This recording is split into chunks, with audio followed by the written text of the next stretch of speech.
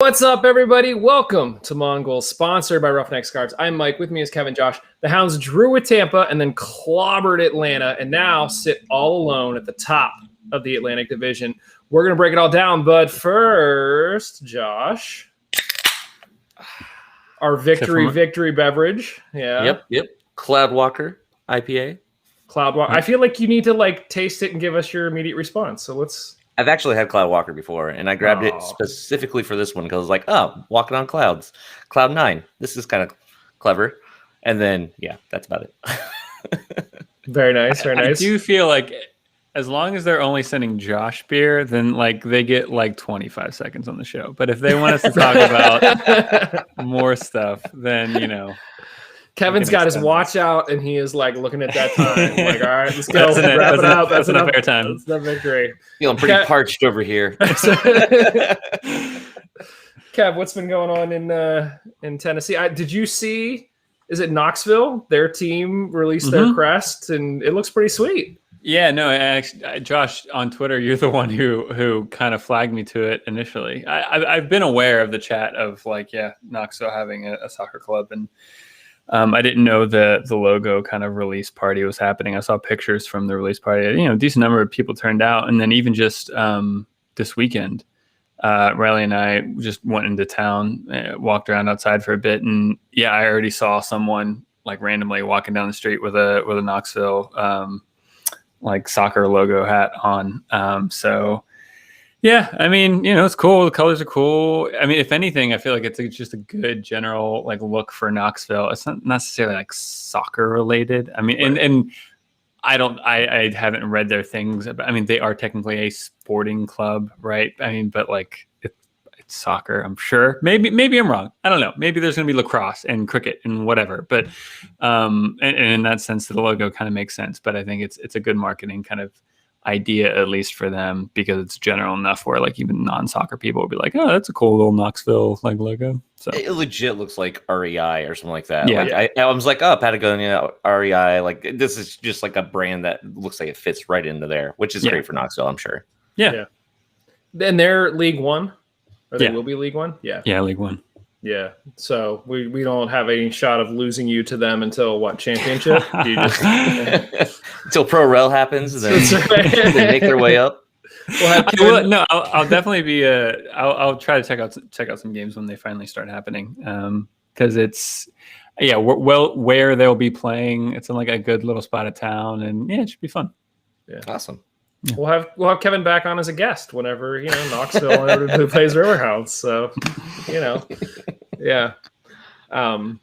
It was funny, Kev. I'm just picturing you going to a Knoxville game and being like, "Well, this is crap," and then not wanting to, watch anymore. When we went, my oldest has started playing with varsity out here in Ligonier, and they had a scrimmage against Indiana on Saturday, and so we spent 2 hours roasting in the sun in the stands watching them scrimmage. And I was telling Josh off air, my middle son was like, after watching a lot of games and not playing in as many games, my middle son has a whole new perspective for how the game is played.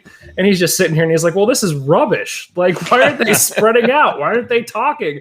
He said, can I go down there? I said, no, you can't go down there. You got to stay up here and keep your mouth shut like the rest of us adults. Like a little Roy Kent. That's right. Barking at the crowd. There were a lot of Roy Kent comments as we were there. We were all just sort of grunting ugh. Yeah, that's perfect. Yeah, Ted Lasso season 2. If you haven't been watching it, go check it out. It's amazing.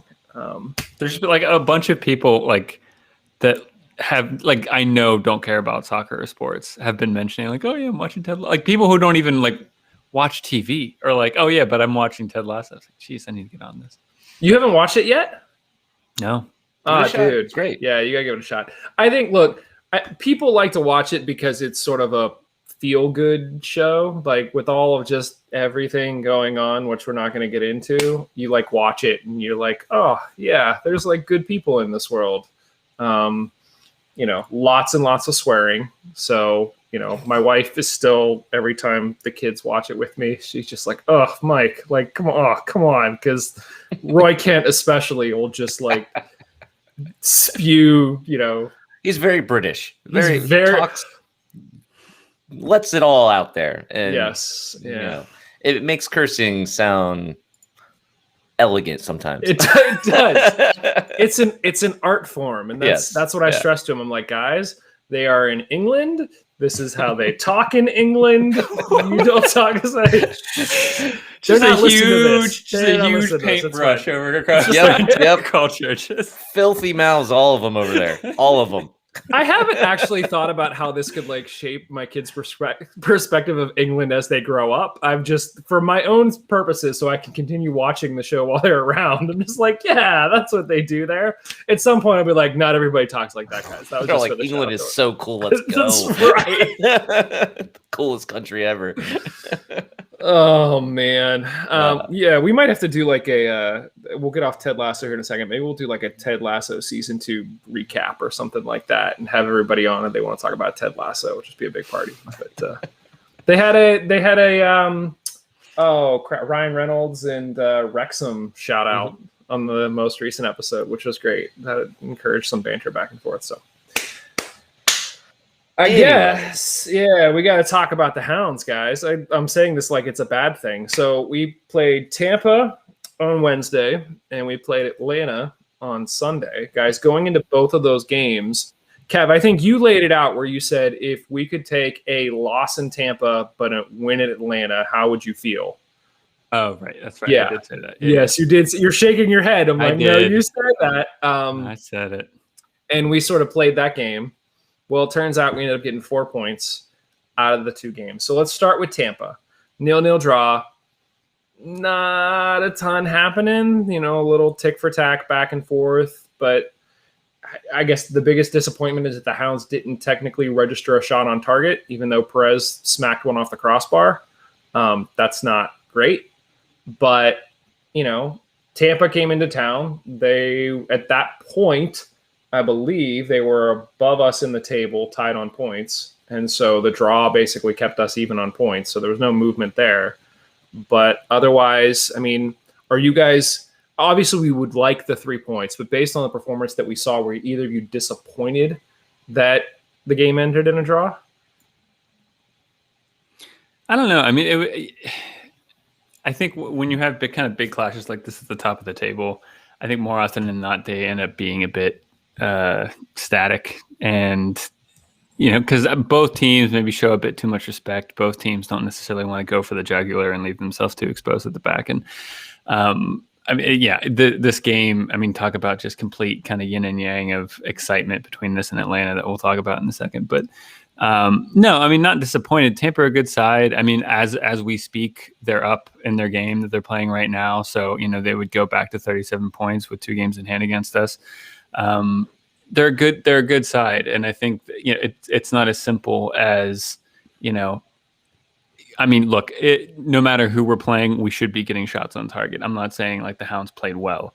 But I think Tampa are a good side, and more often than not, the case for this season, when we play really well, usually it's a combination of us playing well and the other team playing terribly, and kind of vice versa when we don't get a result. And I think this was a case where we didn't play particularly well, and Tampa didn't play poorly, and you know, you end up getting a kind of result that we see. Yeah, I mean, it's a situation where that was our 4th game in 2 weeks, and Tampa wasn't having short rests. They had a full week to recoup, and I'm happy with that point. Like it's you know, a good team, and we are battling to stay in first place, to stay at the top of the table. And yeah, I'd happily take that point. And I actually thought we looked like the better team. It was pretty close there for a while, but like, I don't know, like even though both teams were playing as if they did not want to lose, not that they wanted to win, which is a little bit concerning sometimes. Like I hate when I see that, like from the Hounds, like you should be playing to win, but can't really complain. I mean, given the scenario, Josh, as you pointed out, 4th game in 2 weeks, it was a midweek game. We had just played the weekend before. Had this game been played on the weekend and they had 7 days off, would you guys have been disappointed in that performance? I would have wanted to see a little bit more attack focus. Like I felt like we were really reserved and like really not taking too many chances and trying to win the game, which I feel like we can beat Tampa. Like it's not like they're invincible. So we should have been playing for the win if that was the case. But in this situation, 4th game in 2 weeks, that's a lot, you know? And so, like, sure. Didn't Lily like say in one of the press conferences that like, yeah, like, I don't know. I think he explicitly said like, yeah, rotation's on my mind essentially. Like we have to kind of thing. And so I think when a manager does that, it's usually I feel like you can walk that line of like, oh, we're fine. Every team has to deal with it and blah, blah, blah. I mean, but so the fact that, Lily kind of says it in press conferences, I think is telling. I mean, I was going to say the last midweek press conference that he had, and because he hasn't had them in a few weeks because we've just had games and they've been traveling and everything else. He brought it up on his own. Like it wasn't even a question where it was just like, yeah, I think it was 8 games in 6 weeks or whatever it was, and we just had to cram them all in. Or I think it was 8 games through the whole course of August. So the way we'll wrap things up is now we have, I guess, technically 5 days off. We'll play again on Saturday. We'll have one more midweek game next Wednesday, not this week, but then that's it for the midweek games for the rest of the season. So then we just have Saturday games from there on out, whereas other teams are going to have to start playing a lot more midweek games. So hopefully, if we just keep winning, then we'll head into the playoffs with a little bit fresher legs than some of these other teams, and fingers crossed, good things happen. So I totally agree. I think that Tampa is definitely beatable. I was a little bit frustrated because listening to the announcers at home, you would have thought that Tampa was like the best team in the world, and they just kept talking about, all their attacking firepower and all of this, and it's like it was a 0-0 draw. Like, what are you raving about here about Tampa that they're so special, and there was nothing like super special here. So that's what you get whenever you use the canned USL announcers that are based out of Tampa. So I tweeted that out, and Tuffy retweeted it, and I was kind of like, Tuffy, like that was kind of a shot at you. Like, let's bring back Matt and Gene and Paul, but yeah. So, well, at this rate too, I'll bring this up maybe for a point of discussion later about the goals against stuff. But for like, as far as like how many goals scored so far this season, we're the most in our conference. And even trying to take into consideration with like games played. So sure, Tampa still has 2 games played with us, but even let's say they just, snap their fingers and, a break in the space-time continuum happens and they play their 2 games and they're caught up, but they don't play, they would have to score, I would say, an above average amount of goals to surpass us on goals scored. So, I mean, yeah, we're by the numbers, we're the most, attacking team in the conference. That's not the right word because you can be attacking and not score, but we're scoring the most goals. And on top of that, I think, look, I'm not watching the conference teams week in, week out. I don't know how many chances they're creating, but I am watching the Hounds every week, and it's not just we have 100% conversion rate and we're scoring all the goals that we're creating. We're creating a ton of chances on top of this. And so, yeah, I think from an attacking standpoint, it's pretty safe to say I think we're the best attacking team in the conference.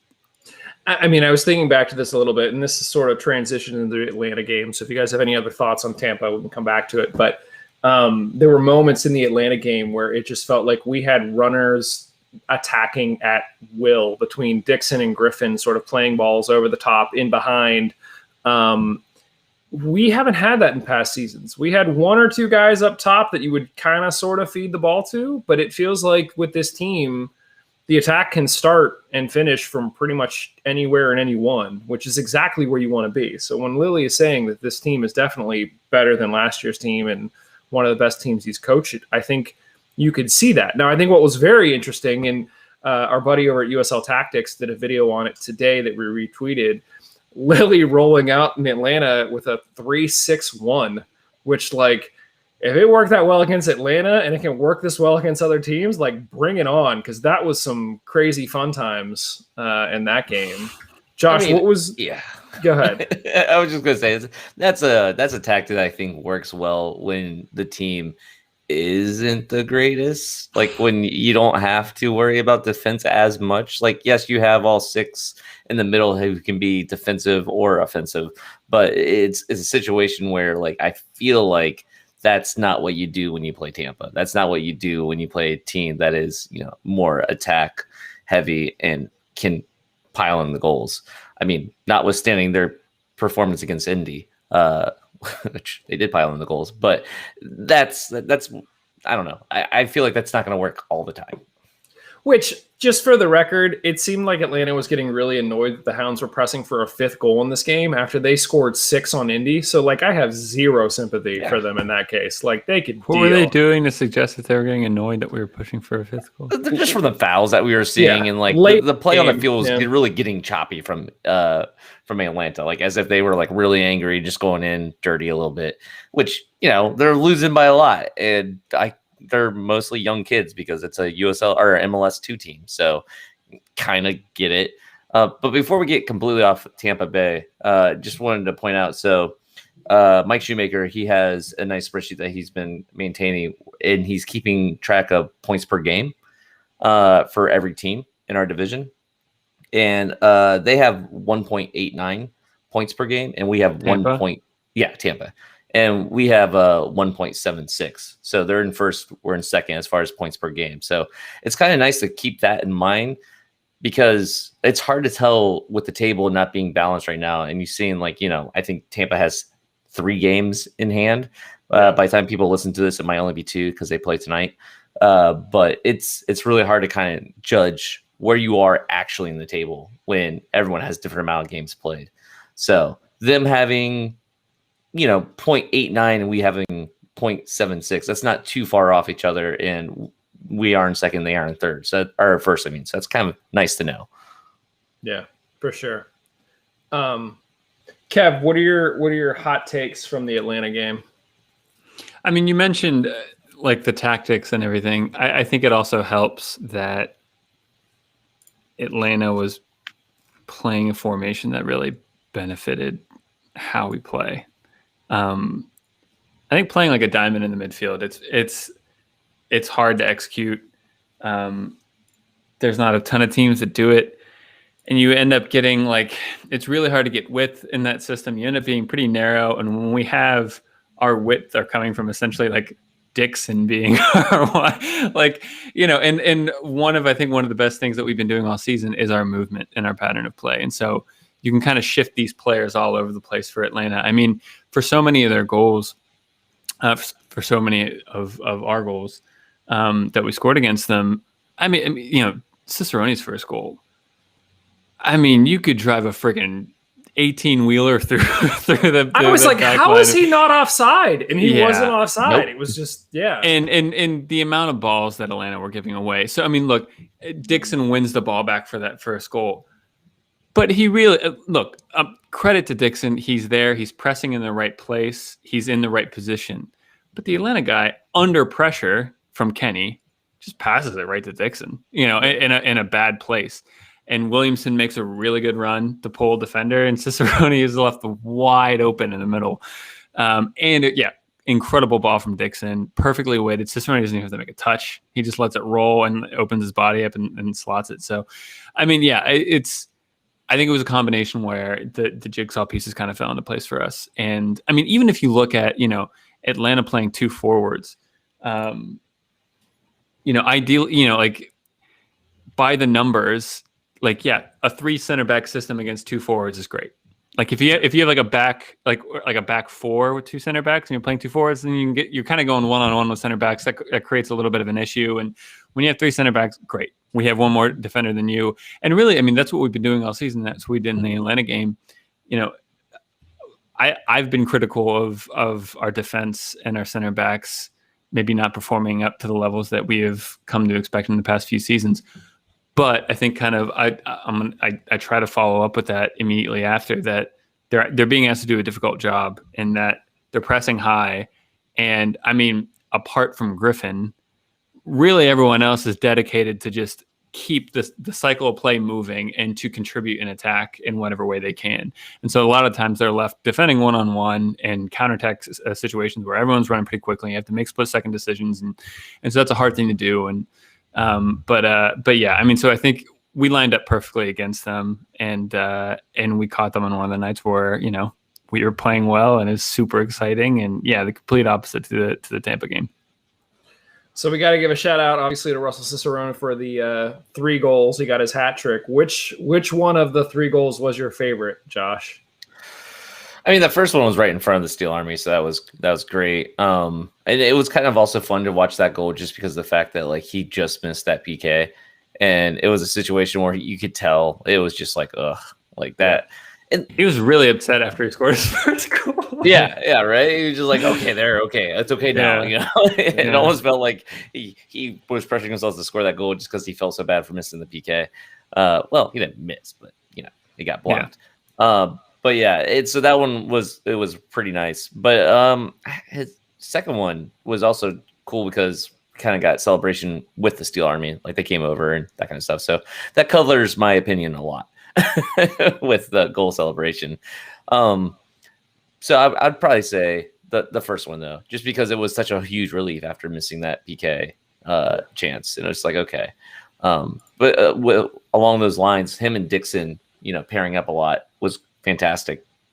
I was looking into it. So they have actually, between the two of them, 6 goals where they've paired up total this season so far. 4 of those goals are Cicerone's with Dixon assists, and then 2 of them are Dixon goals with Cicerone assists. So it's kind of a cool little thing. I like when we have a pair of players who are actually like syncing so well that they can start really tearing up the field and just getting in those goals. So I'm curious. I haven't gone back and looked, but I'm wondering like what other duos in Hounds history, like, is it going to be like, Kevin Kerr and Vincent? Like, did they have more goals together in one season? Yeah. Like, I'm wondering who had the most goals together in one season. Yeah. And you could tell on that third goal that once Dixon had it, first of all, it was a nice little flicker on the defender. You could see the defender drop his head like, crap. And Dixon basically just sort of ran out of space. And he knew. You could see at one moment his hand just sort of flicks forward, like, come on, like telling Russell, like, come on. And it was just, it was a perfect little cross to him. So, yeah. I'm guessing that was your favorite Cicerone goal. I did like that one. I think, the first 2 are really similar. Steve Mattias basically said in chat here that Cicerone's second goal is one of the best pieces of skill that you'll see in the USL. It's up for goal of the week this week. So if you really like it, head over to USL Championship, vote for it for the goal of the week. I thought the second one was good. I mean, he sort of turned the defender inside out just by like cutting back once and then cutting back twice. I thought that the finish was better than the cutback. And I think that it seemed like the cutback got a lot of attention. But when he cut back to his left foot, he almost didn't even look and just passed it into the far post. Like he just knew where the far post was. And so that was impressive. I mean, honestly, I think all the goals are great. I was just as impressed with the assists. Like I said, Dixon's on the third one, Dixon on the first one, Griffin on the second one. I thought Griffin for the second one was arguably the best assist I've seen in a while. I mean, that's to be in his position, right? Because it's not like he's just. I'm not downplaying because I was gonna say I'm not downplaying Dixon here at all by what I'm about to say. And on top of this, Dixon gets more assists, not in this way, but like for a player that plays in Dixon's position with the speed he has, stereotypically and classically, they use their speed, they get down the line, and they swing it across, right? And someone attacks it. I mean, that's a bit more straightforward for players in that scenario, right? You just have to get down the line and wrap your foot around it and put it in the 18 with some pace on it, and that's what you're doing. For Griffin in the position that he was in, he's in the middle of the field essentially with players all around them. That the vision to see that pass is not straightforward, and it was perfectly weighted. He curls it around multiple players, takes multiple players out of the game, and then Cicerone with a cutback and then a Cruyff turn. It was great. Yeah. I will say, I think one of the other highlights in my mind is that Atlanta has some players that can play. The problem is that, it's very similar. I made this comparison to my wife when we were watching the high school game. They have a lot of players that can play really well individually and have moments of flair and like want to take on another player, which is really dangerous. But when you have a full team of players like that, like one person can't beat 6 players. It's not going to happen. Like you have to have guys that you have to work as a system. And there were moments that I think Atlanta did a decent job of working as a system. But for the most part, you would see some of those flashes and be like, wow, that guy's really good. Like number 10, I forget what his name, the guy who scored. He had a couple moments where it was like, man, yeah, why is he not with their MLS team at this point? But he can't do it himself. So like, this was clearly a case of where the sum of our parts was better than the sum of their parts, and it showed in the final scoreline and on the field. What do you guys think of the foul in the box that Cicerone got his PK from? It looked pretty soft from the stands. I was questioning, like, did it even happen in the box, or did he like flop into the box? I mean, it was in the box, but it wasn't like, I don't think it was a PK worthy foul. Like it looked like, I was like, no, okay, yeah. I'll take it, but yeah, I'll take it. Yeah. And probably worse than that though was our foul against them in the box, like near the end of the game. That should have been a pen. That should have been a pen. I was like, we won by a lot, so like I don't feel like it would have changed the outcome of the game. Either one of those calls, but it was definitely a situation where I'm like, wow, we got that lucky, huh? And then we got lucky again when we didn't get a PK in their box. So yeah. How many times though this season can you think of that being the case with us? Hardly ever. Exactly. Hardly ever. It's fine. I don't feel bad about it at all. Yeah. I'm just saying, like, I was like, oh, okay, that was some crappy refereeing there. Yeah. Yep, that's the USL for you. I guess what else? 17-year-old Borso keeps getting minutes with this team, which is great, even though it's late in the game. He seems cool and collected on the ball, which is great. I mean, we talk about players coming up through the academy, and he's another prime example. We'll see what happens, whether or not this continues after this season. But no, this is awesome. I mean, it continues to be what we've been calling for all along. So that's great. What other takeaways did you guys have from this one or the Tampa game? Anything else before we sort of move on here and talk about what's coming up? Vidiello, he did really good. There was that opportunity that close to, I think it was a corner near the beginning of the game, and it looked like it was good and just like curl right into the goal. And he kind of did some clever movement there to bat that out of the goal. The announcers were like, oh, we think that was in. I don't think that is physically possible. Like, yes, you can curl in the ball from a corner into the net. You absolutely can. But where the ball was being curled in, like just inside the front post, like the amount of bend it would have to swing out to then come back in at the speed that Vidiello saved it, it would have gone in had he not saved it. But I don't think it crossed the line where he caught it and threw it back out. Physically, I don't think it's possible. Definitely not at the USL level. So, like, let's just put it there. I agree with your result, but I disagree with your reasoning. I think it's possible. I don't know. Yeah, I agree though that like at one hand, look, in that scenario, it needs to be conclusive. I mean, look, and also I'm watching it from the TV. Yeah. Without the technology, you have to rely on the lines, like on the ref, on the lines ref. I think presumably that's what they're doing. Like, yeah, he like if you watch the replay, he's clearly watching it, and like he has a great shot of it. Like he is like bending down, looking on the line of the end line, and like making sure it didn't go in. Like he's there, right there, and there's a clear line of sight. It's not even like he had his view blocked, so it's fine. Yeah. I thought is there what just because we haven't talked about it. I mean, is there any news on Dover? Dequa? Like, is he hurt? I believe Dequa picked up a knock. Yeah. But because we haven't had any press conferences recently, there hasn't been any news on the injury front. I think that also one of the things that Lily had mentioned at one point was because of this condensed schedule, they are less likely to rush guys back because they just don't have time to train in between games and get them up to speed to then get them back in the game. So Dover is apparently pretty close to returning, but he's not going to just throw him right back into a game at this point, and there just isn't time to train in between games to get him minutes. So that might change going into this weekend where they have 5 days. But even at that, looking at their travel schedule, I think they were off today. They get another rest day tomorrow. I think they'll train for 2 days, and then they travel on Friday, and then they're right there at the game on Saturday. So, yeah. I mean, Williamson has been playing well. Like I think that's in these scenarios. If you find yourself on the bench and you feel like you should be starting, these are your opportunities that you have to take. And I mean, look, he's not playing like Cicerone, but he gets his goal against Atlanta, and I think he's making good movements and creating chances, and so yeah, I think in history where if Dos Santos goes down, we're kind of scratching our heads. I mean, the fact that Deco can kind of go down with a knock, and we have someone like Williamson to step up, it's quite good. So Deco, let's say Deco's healthy.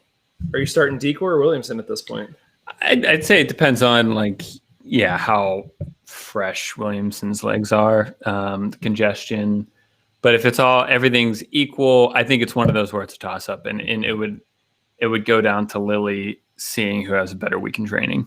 I don't think Williamson has done enough where it's okay. Even if Deco outperforms you in training this week, I'm still playing you because of your previous performances. I don't think he's done enough to where it's like at that level. But he's done enough where it's legitimately up for grabs in training during the week for me. Yeah, I think it's Decoy gets to start, but I also think though that we see we have a lot of subs. There's a lot of sub situations here, like 5 subs in these games. So I think you see them both throughout the whole game. But yeah, he has a groin injury. He's out. I do remember quickly asking Dover on Wednesday's game, when he's coming back. And he's like, soon, should be soon. So Dover's pretty confident he's coming back sometime soon. So we'll see. But I mean, back to the Williamson, I think I might take Williamson just from the standpoint of his set piece ability. I mean, he's scored off a few set pieces already this year. Yeah, but you don't like Dequa. Well, are we gonna reopen? Where's Justin? Are we gonna reopen that can from last year? I mean, back from the Dover thing. I mean, yeah, he's been on the show. I think he's great. I mean, I think he's been a really important player for us in the past few seasons, and I think he's a great personality to have around the team. I think there's a serious question around, especially with how we've been playing of late, and with the likes of it started with Wharton playing at left wing back, and now it's moved on to practically just put anyone you want there essentially on either side and just play. We've kind of evolved into this 3 center backs and everyone else can just kind of play where they need to. I mean, that's an exaggeration, but Dixon has kind of made that area of the field his own, and with the likes of Wharton and Perez and sometimes Rivera, but that's I think the whole the wingback positions now are more, for me, they're more midfielders that know that they have an obligation to defend that area of the field when we're out of possession. Yeah, I mean, you talking about everybody all over the place. There were a couple times in this game that Kenny was pressing, and I immediately thought of you, Kev, because last season we were like, is Kenny really going to press, or is he going to send Robbie Mertz in? And I'm constantly amazed every time I see him do a little sprint, past 60 minutes. I'm like, all right, Kenny. Yeah. Well, I will just to kind of not change, but kind of balance out what I previously said about Dover. I think Dover historically hasn't been, if you're a fan of the Premier League, the quintessential stay-at-home defensive fullback would be a Wan-Bissaka from Man United, where he's defensive first. That's his job. That's his duty. Dover in the past, I mean, Dover gets his goals. Dover has scored goals, at Louisville. Dover has scenarios where he feels pretty comfortable in the attacking part of the field. So I wouldn't say it's completely unorthodox. I guess it's just the argument where now that feels there's a lot more players vying for that spot. It feels like now, whereas before it was more kind of dedicated fullbacks, kind of fighting for that spot, and now it really feels like you can kind of put almost anyone there. Speaking of putting almost anyone there, Laura Ellen said, "Have we talked Judge yet? Because I have thoughts. Do you guys have thoughts on?" Are you patching in Laura Ellen right now? No, I'm not. No, she had the comment in YouTube, which for those of you who are listening to the audio version of this, you guys are welcome to join us live every Monday, 7:30 p.m. on YouTube, and you can be part of the conversation. Post your comments, but we have not talked Judge yet. I thought Judge was a little too handsy last night and got me really nervous because I thought he was gonna get himself ejected from the game. But yeah. Did he pick up a yellow? No, yellow. He probably should have, but yeah. So, any other thoughts beyond should have got a yellow? I mean, he hasn't played enough for me to really have a strong opinion of him. I wasn't that impressed with the last game. I think before that was like 17 minutes, 18 minutes, something like that on the field. So it's not like he has a lot of playing time to his name. So it's hard to judge him that much. But yeah, I it's just not enough there yet to make a solid opinion on him. Yeah. Laura Ellen has developed a solid opinion. She said, what a mess. I think he had one good play. I do not want to see him again for us. So thank you, Laura Ellen. Hopefully all is well with your new house. For those who don't know, Laura Ellen and Justin moved closer to the eastern side of PA, which does not mean that they are no longer River Hounds fans. I'm sure you have not heard the last of them, but that's one of the reasons why they haven't been on recently is they just moved across the state. So I'm sorry, that's Dr. Laura Ellen as well, because she did get her PhD. So kudos to Laura Ellen for getting her doctor. Okay, I think we probably talked both of these games into the ground. One thing I will say is on Twitter, I pointed out the fact that it felt like when we have more possession, those are the games we tend to struggle. And for whatever reason, it seems like we do really well when we have less possession. I actually crunched the numbers on that, and there's no validity to that at all. In terms of the last 12 games, if you average out our percentage, our possession percentage over the last 12 games, within wins, we average about 48.8% of the ball. For losses, it's 48.9%. So like literally almost the same. Draws, it's 67.2%. Now, there have only been 2 draws, and both of them were in the high to mid 60 percentages. So but sample size, correlation, fancy statistic words, I don't think that it means anything at this point. So can't take anything from that. Kudos to you, Mike, for doing some statistics. Well, okay. Yeah. Oh, I'm saying it's more than I just show up and make stuff up and just talk about the Hounds.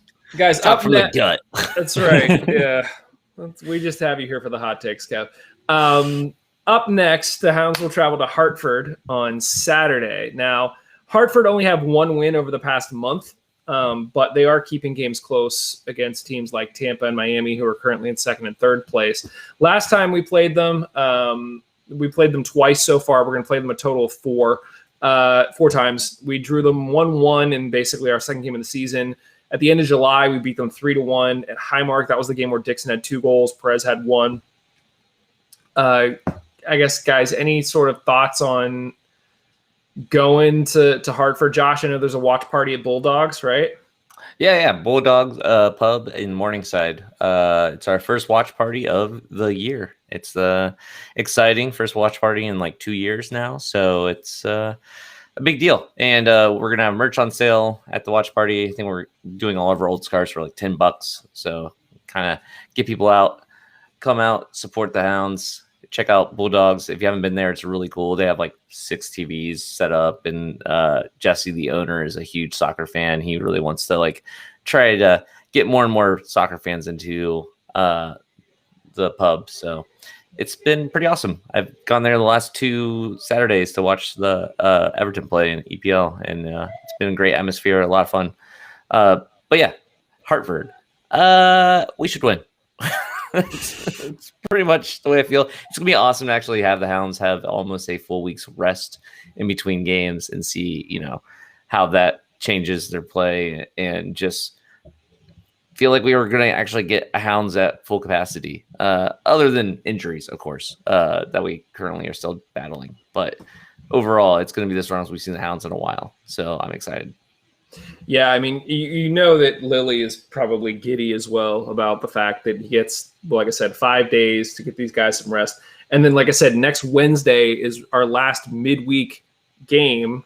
And then we go to basically all Saturday games for the rest of the season. So that midweek game next Wednesday is at Highmark against the Red Bulls. The Red Bulls who haven't won since July 7th, and they've lost their last 5 games. So, guys, this is a case where if I'm setting an over-under, I'm going to put it at 4.5. Are you taking the over or the under on both of these games? I'll let Kevin go first. That's a... Well, the 4.5 means we have to win both. Yeah, it does. So how do you feel about that, Kev? Not great. I mean, I think especially... Do you believe, Kev? Look, I believe... He does not. No, I don't. No, because it's like... I think it's especially at the end of this run, to win both games. Well, I mean, I think Hartford away is going to be tough. I feel really confident being home against the Red Bulls, even though it's kind of at the end of all, this hectic midweek schedule. I'm still not convinced that. I mean, I think we played well against Hartford last time, but we're home. Dixon's, and Dixon has that thing, right, with Hartford. He has that relationship with being a Hartford player last season, and I think we kind of have a developing thing with Hartford as well. We all felt like we just deserved to beat them last season, as far as up the table, and it just felt like they just cheated somehow, leapfrogged us last season, and they didn't. They got their own merit, and they're a good team.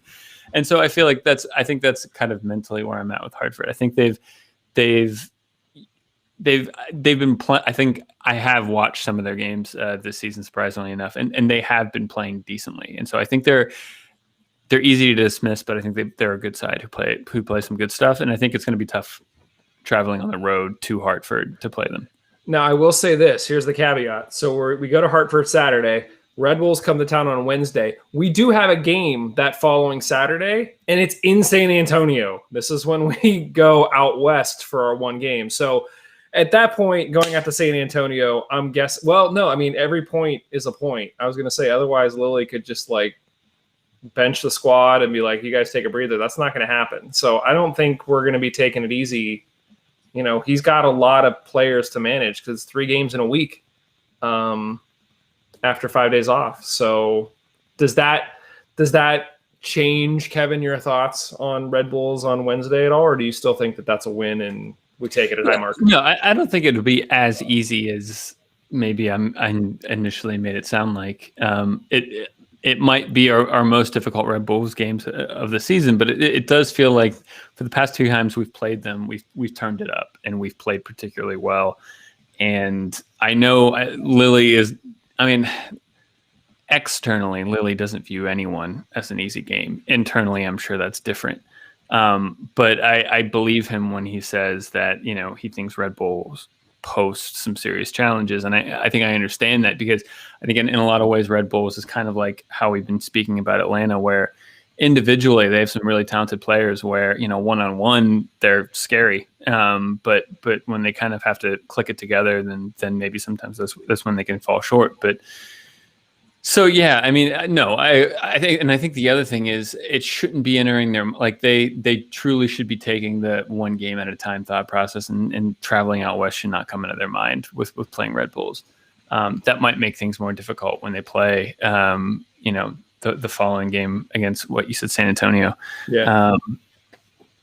But no, I mean, it'll be tough, but I think I still feel pretty confident, and Hartford's the one. I mean, yeah, I think especially the benchmark for me in our conference this season is, how well do you do against Miami and Tampa? and Hartford have done very well against Miami and Tampa over the past few months, and they've played. And like you've said, in the games where they're struggling a bit.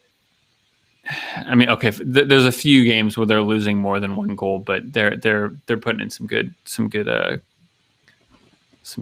it's not good competition. But, performances. There it is. There you go. Nah. I feel like we can win both these games. So first off, Hartford, we haven't lost against Hartford this season yet. We've played them twice already. Granted, we drew one of those two competitions, but still. And I think that draw, wasn't that the game that Kenny got the red card for stomping? Yes, that was the 1-1 draw. I think so. Yeah. So I don't know. I'm not too worried about that. And their performance lately has not been the greatest. And then I feel like, so that's a game you play your starting lineup for. And then with the Red Bulls, I feel like you probably will see some rotation, even though it's at home. But there's 5 subs. So if it's not working out, you just throw in the guys that you usually start with. So it's not a huge deal to get some rotation into that game. And Red Bulls have sucked lately. They're 5 losses in a row at this point. It's a sea of red. It's terrible, and I don't feel any qualms in saying that. I feel like obviously the guys still have to show up, they still have to perform, but they're professionals, they can do that. They shouldn't think it's going to be a simple win. So yeah, it's fine. I feel like we can win both these games if we play our cards right, and we should be able to. Yeah, I think I agree. I think the wild card for me is San Antonio, and so how conservative do we be in these two games? And I think if nothing else, Lily's going to look at it and be like, both of these teams are in our division, so this is where I'm going to focus my energy. We still want to get points against San Antonio, but taking points from these teams is more important than taking points from San Antonio. So, and like I said, though, you still do that by not starting your starters on the Red Bulls game. So that way your starters get rest. And then if you are, in trouble by doing that, you can throw them in. But ideally, the non-starters will perform well and they will be winning that game. And we won't have to put in, any of our major players. And that way we are rested for San Antonio. Yeah.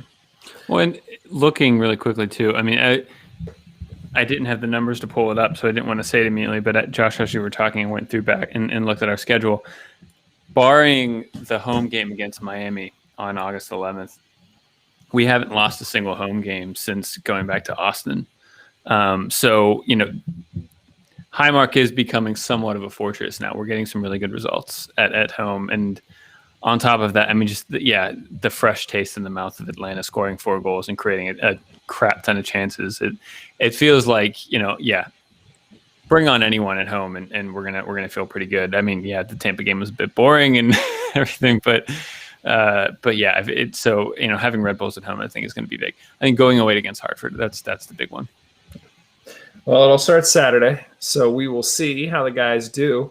Gentlemen, before we wrap this one up, just real quick, Premier League Week 2 action. This is your reminder that if you play Fantasy Premier League, you can come join us in the Mon Goals Fantasy League. Our buddy, Golden Glove winner who got a shout out earlier, Danny Vitiello, is in the league. He's currently in first place with 155 points. If you have more than 155 points, join the league and you'll supplant Danny in the first place. It's very simple. So, look, we got all sorts of Mon Goals swag and stuff that's just sitting in my closet. We're going to give away something to the winner of this league. So come in and battle Danny for the top spot. I'm slowly climbing and, hopefully I will overtake him and then I'll just keep it for myself. But if you're interested, we shared the link in the chat for the live show to join the league. For those who are listening, the join code is the number 5, the word row, ROW, the letter T, and the number 8. So 5 row T8. Did you pick your own access code? Because that was terrible if you could pick it. I did not pick it. It just, that's what it gave us. So 5 row T8. Come and join the league, have some fun, compete against us and Danny Vitiello and whoever else wants to play. And you could win some cool Mon Goals stuff. So real quick, I guess, any sort of takeaways for you guys from from week 2, Laura Ellen, unsurprisingly, just wrote Brighton in exclamation. So Brighton has won both of their games thus far. So kudos to them. Any other sort of highlights? Maybe the reemergence of Paul Pogba actually like making a difference and like showing up at United is like a good thing, I guess. Maybe, I don't know. Yet they still draw. Danny Ings had a sick goal for Aston Villa this weekend, which was great. Oh, look good. Yeah, Ollie Watkins is still out with an injury, and there's a couple of other guys that are out. So, Josh, the Everton Leeds game looked incredible. Yeah, I mean, like we drew, which is, but it was fun. Yeah, it was a fun game to watch, and we haven't lost a game yet. I guess I can say that still, 2 games in, so that's fun. Yeah, I don't know. Honestly, the fact that they're not crap this year so far is fantastic in my mind, because I was having very little hope in this team this season. So, no complaints from me. You could tell like the difference in fandom where I'm just like, our team got a goal, and I'm like, that goal was amazing. And Josh is like, we haven't lost yet, so I guess, we're okay 2 weeks in. Liverpool sitting at 2 wins, obviously. And Is there I'll anything else to say about that? That's fine. No, we're not going to do that. That's fine. Moving on. Quick, I mean, not about Liverpool. The saga of Messi ends, and then a new one begins where, the news is Ronaldo is kind of poking Juventus, saying like, hey, I might want to leave. So we could have Ronaldo on the move. But once again, I mean, with the current landscape of like the financials in European clubs, everything's so fractured right now, where like the 3 teams that can afford salaries like that, one of them has just gave Messi like $500,000 a week. Wait. Real quick. Hold on. They also want Pogba. They already have Messi and Neymar and Mbappe, and now they want Pogba too. Like, no, really? Their challenge is going to be. I feel like they'll probably sign him next season, and the next season, I mean, it gives them time to shift players off their books to make space for their wage gap. I think the problem becomes is, as Barcelona are feeling this right now, it's not easy to just sell Griezmann and sell Coutinho. No one has the money to pay these players in this market. And so historically it's been easy to shift good players, and now everyone's like, I can't afford $300,000 a week for this player who hasn't been doing anything for you. So I think super clubs, it's an interesting thing where historically players move really quickly, especially players of this caliber. And now it's like, PSG hasn't signed anyone for a year and a half. Maybe they can sign someone, and that's pretty much it. It's just wild. To that point, real quick, I think it was Laura Ellen who shared the tweet with us from Fox Soccer. So, Kev, we talked about this a little bit last week. Pep Guardiola has spent nearly $1 billion in transfers since he's taken over at Man City. That's $1 billion with a B. And if they go and get Harry Kane, he will cross that this season, as I see you like peeking around the chart. Yeah, I feel very insulted that you just put that chart up in my face.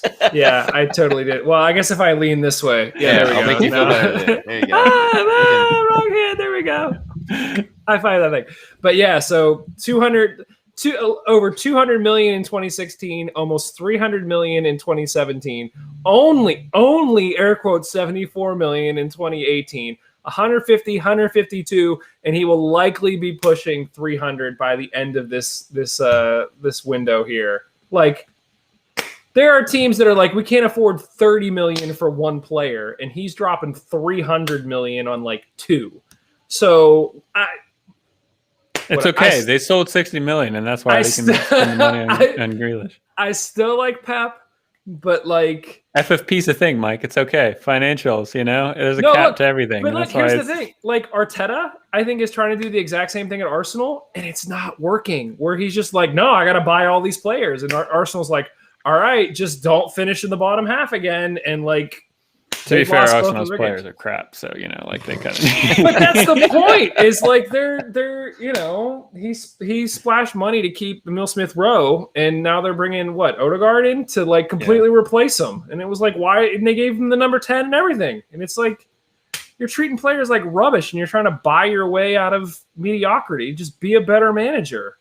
And I know that he coached under Pep, and it's like, well, yeah, there's the philosophy. Just give me a bunch of money and I'll give you a winning side. And that's not the case in Arsenal. So I will say, I think the more relevant kind of financial metric to use is net spend in the year. And I mean, even when using that, I haven't compared City's numbers while Pep has been there to every other club in the league. But net spend, and doing the math independently of what you just set it up, it ends up being around the 100 million net spend every year for Pep, if you take into account all the players that they've sold. And if you compare that to a lot of other clubs, yeah, I mean, like I know Liverpool, since Klopp has been in, their net spend has been 20 million a year. So yeah, it's still crazy when you're spending over 100 million on left backs, like just, and you still haven't solved the issue. Yeah, and it speaks to the wider thing of FFP is a joke. Super League, it has, in my opinion, it's not dead. It'll come back around. I mean, the financials in this game are fractured beyond the point of repair, where, Barcelona are in calamity, and just, that's not the right word, but I just wanted to say that word for whatever reason it popped up in my head. So yeah, I don't know. I think it'll be either something big is going to happen, or we're just going to further cement ourselves into where we are. I don't think the big six are going anywhere. They're not the top six anymore, but I don't think the big six are going anywhere. They're too financially cemented in, and kind of separated from the rest of the league. It's not healthy for European soccer, and I'll be very curious to see what happens. If Pogba will go to PSG next year, I think. Like, I don't think that's going to stop anything with Messi going there. Yeah. Team chaos. I want everything to implode. Let's go. I think it'd be interesting. It's not my league. I don't care. On that note, I think we should wrap this show up. I don't know where else we go from Team Chaos. So maybe it's just Team Chaos for everything. So thank you, everybody, for joining us. We appreciate it every single week, especially, I shouldn't say especially, but those of you who join us live, share comments. Freudian slip. We like you better. Dr. Laura Ellen. Yeah, that's not what I meant. But yeah, like I said, head over to mongoals.com, click and support the show, become a Patreon follower. Head over to the Fantasy Premier League and join the league. It's 5-row T8. That's your chance to get in with us and potentially win some stuff. Obviously, we have your weekly reminder, Black Lives Matter. And we head into the sponsors. So thanks to our sponsor, Roughneck Scarves, official scarf supplier to USL, MLS, and US Soccer. Your custom scarves for your group or team at roughneckscarves.com. Tired of the same old cookie cutter templates from Nike and Adidas? Looking for a unique, completely custom kit for your youth club, Sunday league squad, adult, or even pro team? Icarus FC can help you create the kit of your dreams at an affordable price. Let them help you design your new custom kit today at icarusfc.com. Looking for more great USL news? Head over to bgn.fm, where we've now got over 100 fans that are writing and podcasting about the beautiful game. Lots of great features that went up on the site this week. Check them out at bgn.fm. Otherwise, thank you, everybody. We will talk to you very, very soon. Cheers.